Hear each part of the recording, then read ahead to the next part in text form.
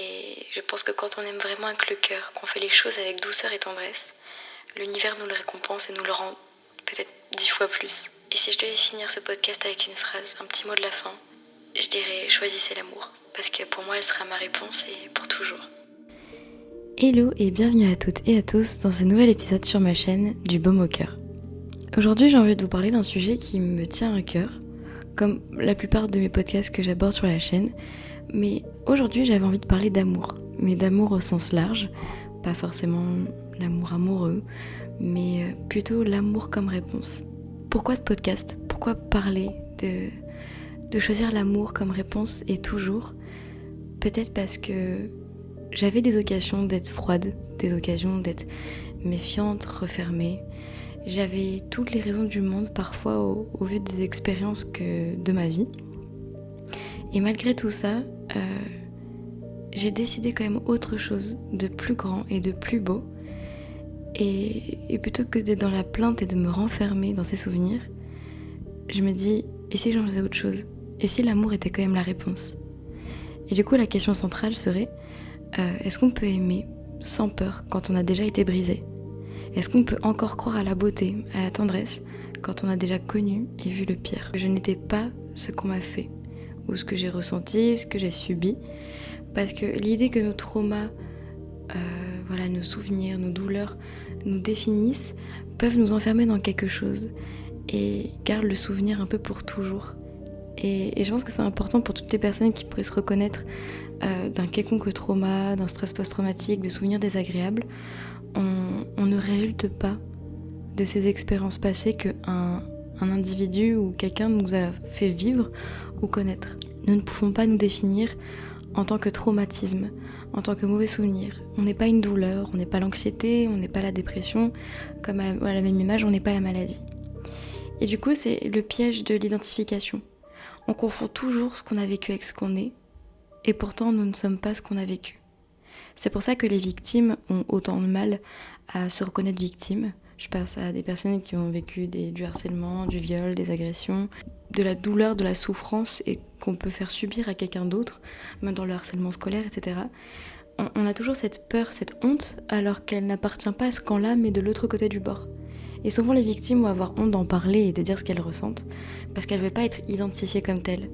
Elles veulent être reconnues dans leur douleur et leur souffrance, sans pour autant avoir l'objet de l'identification de « je suis une victime » parce qu'elles sont bien plus que ça. Je pense qu'on est beaucoup plus que ce qu'on a vécu. On a été, à un moment donné, une version de nous plus abîmée, écorchée, vive, à fleur de peau. On a pu être toutes ces versions de nous, mais ça n'a jamais défini qui on était et qui on a été. Et ça, c'est le piège auquel il ne faut pas se renfermer.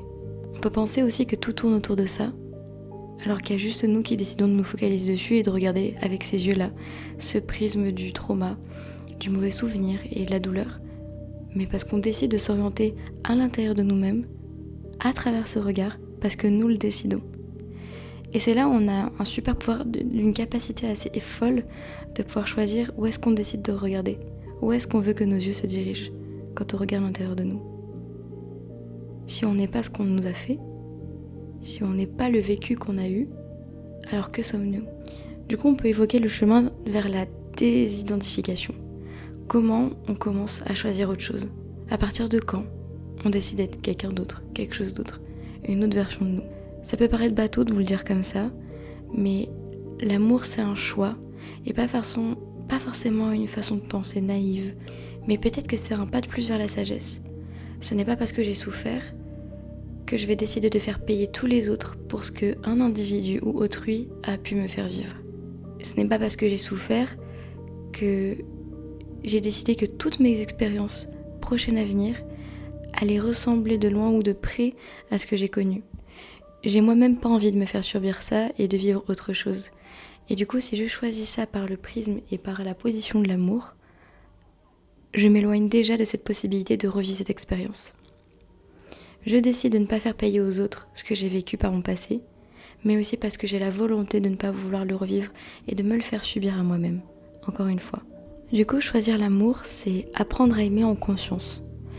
Et je crois que c'est ce que j'aime le plus dans l'idée de l'amour. Des fois on pense que aimer, c'est aimer de manière inconsciente, d'aimer de manière déraisonnée, d'aimer parce qu'on tombe amoureux, parce qu'on n'a pas décidé que notre cœur s'emballe à la rencontre d'un tel ou un tel. Mais parfois c'est apprendre à aimer, mais pas à n'importe quel prix, en sachant poser ses propres limites, sans renier qui nous sommes et ce que nous aimons, et ce que nous ressentons au plus profond de nous. Et peut-être que aimer, ce petit pas vers la sagesse dont je vous parlais, c'est revenir à la douceur, à la gratitude, à la joie simple de juste aimer. Parce qu'on nous a longtemps appris que aimer était synonyme de douleur, de souffrance, d'échec, de déception, de rupture amoureuse, de rupture amicale. Et tout ça, d'un sentiment aussi pur, ça peut le modifier et erroner complètement nos expériences à venir. Et si l'amour, c'était savoir se remettre dans ses propres chaussures, de pouvoir revenir à l'état initial et de se dire « Je veux vivre l'émotion pure et brute de l'amour de manière sincère », de revenir à moi, à la douceur, et donc du coup de revenir à l'autre avec encore plus de douceur et de gratitude. Il y a une phrase que j'ai beaucoup aimée et que j'ai lue, qui était « Aimer n'efface pas les peurs, mais ça les rend vivables ». Je pense que aimer n'exclut pas le danger. On ne peut pas aimer une vie entière sans avoir le risque du danger qu'il nous arrive une déception ou une quelconque émotion négative. Le risque est inévitable. Ça les rend vivables et même appréciables. De savoir les regarder, savoir les aimer, les apprécier quand elles rentrent dans notre vie. Les peurs, c'est pas quelque chose qu'on veut contrôler, c'est pas quelque chose qu'on veut vivre, on les subit. Mais l'amour les rend plus vivables, les rend plus douces. Pourquoi ? Il y en a certains, ils se résignent et ils sont contre l'idée de pouvoir ressentir ce sentiment, de nier leurs propres émotions pour pas avoir peur de souffrir. Le risque zéro n'existe pas. On prend toujours le risque de perdre quelqu'un quand il rentre dans notre vie, quand on l'aime, que ce soit en amitié ou en amour, peu importe, on prend toujours le risque de perdre. Pour moi, vivre est synonyme d'aimer, et aimer est synonyme de vivre. Parce qu'on est là dans une société où on est avec d'autres êtres humains et on doit apprécier la rencontre de l'autre, s'enrichir, expérimenter, discuter, échanger. Et peut-être que aussi, la sagesse, elle vient pas de nulle part. Je pense que l'amour est une forme de sagesse pure. Si on veut s'approcher de la sagesse, je pense que l'amour nous apprend à être des survivants.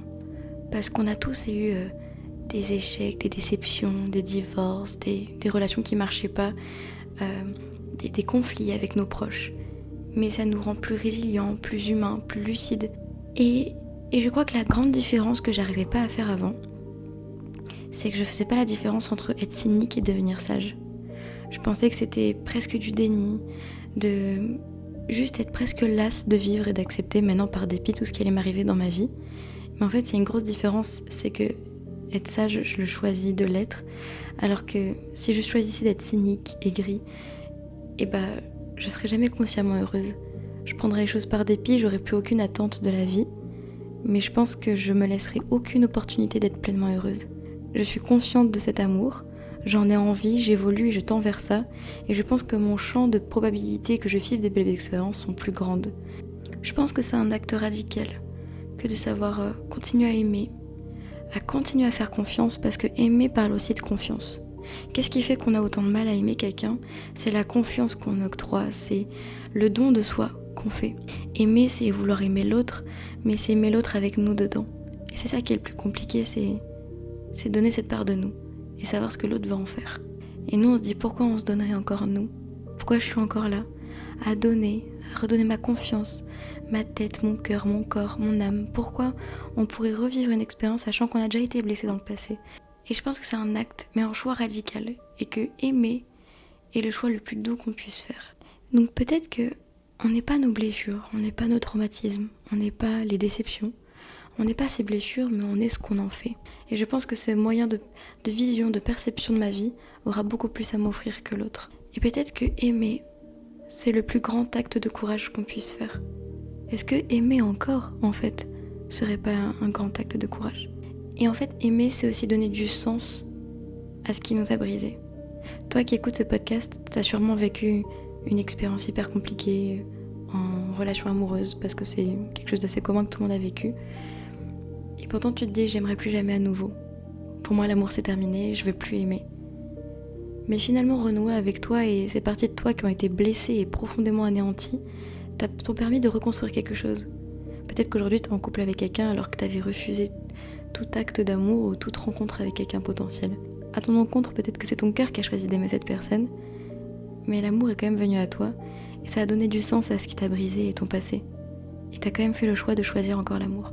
Et moi je vois pas du tout ça comme un échec. Si vous étiez un ami à moi et que vous me racontiez votre vie amoureuse et l'enchaînement de ces relations qui ne marchent pas, je vois pas ça comme quelque chose de négatif, mais plus comme des expériences que vous vivez, parce que des fois il y a des personnes qui sont pas là au bon moment dans votre vie. C'est vraiment une question de timing. Je pense que les choses arrivent pour une bonne raison. Et là je pense à toutes les personnes que j'ai rencontrées dans ma vie, parce que les gens vont et viennent dans ma vie, ils m'ont tous apporté quelque chose. Et peut-être que c'est exactement l'union de toutes ces rencontres et de tous ces échanges, de toutes ces discussions que j'ai eues qui ont fait qui je suis aujourd'hui. Elles m'ont fait apprendre quelque chose, elles m'ont aidé à grandir à ce moment-là où j'en avais besoin. Et je pense qu'il faut être dans la gratitude et savoir le voir, le reconnaître et l'apprécier.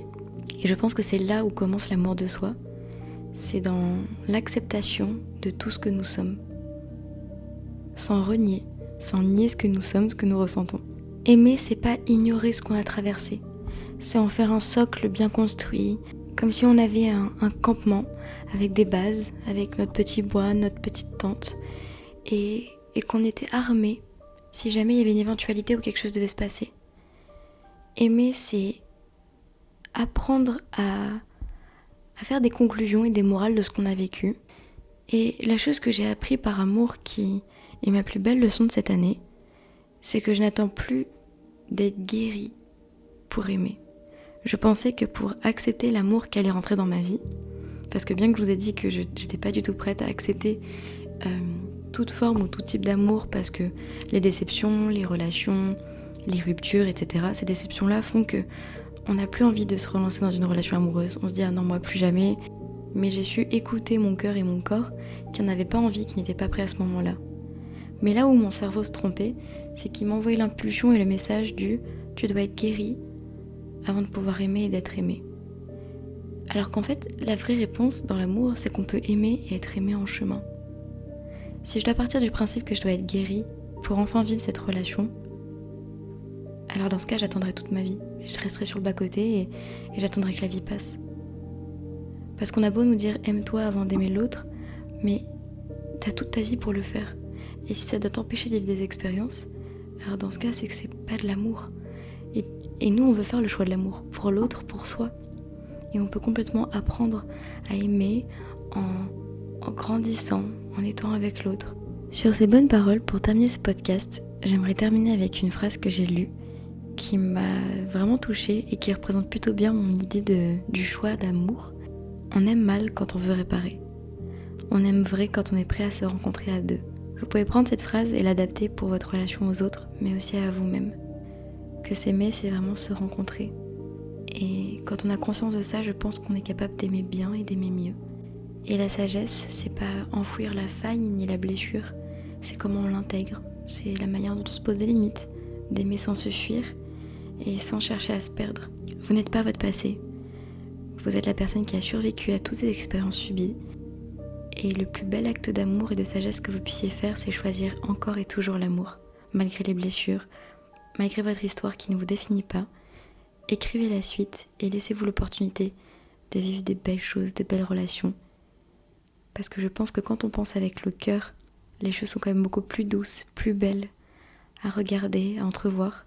Et je pense que quand on aime vraiment avec le cœur, qu'on fait les choses avec douceur et tendresse, l'univers nous le récompense et nous le rend peut-être 10 fois plus. Ce podcast est peut-être le signe que vous vouliez sans le savoir, que vous avez besoin d'entendre sans le savoir. Et j'espère qu'il résonne en vous, peut-être à un moment de votre vie où vous avez besoin d'entendre ces phrases-là. Et si je devais finir ce podcast avec une phrase, un petit mot de la fin, je dirais choisissez l'amour. Parce que pour moi, elle sera ma réponse et pour toujours. Prenez bien soin de vous. À très vite. Je vous embrasse.